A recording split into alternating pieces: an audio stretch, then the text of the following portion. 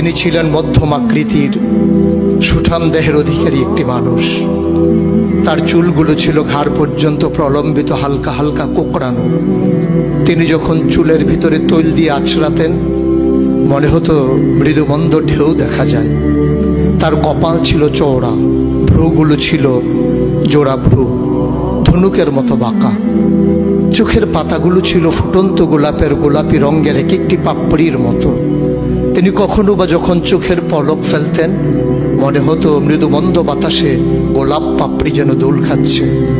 তার চোখের সাদা অংশ ছিল রক্তিমাভ সাদা, কালো অংশ ছিল কৃষ্ণ কালো।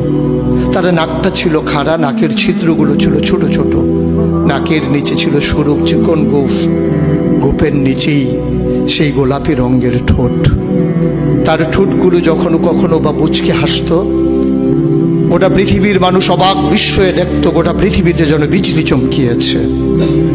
তিনি কখনো বা যখন এই রাস্তা দিয়ে হেঁটে যেতেন, 1 মাস পরেও কখনো যখন সাহাবা হাঁটতেন, তার গায়ের জান্নাতি গন্ধ তারা পেতেন।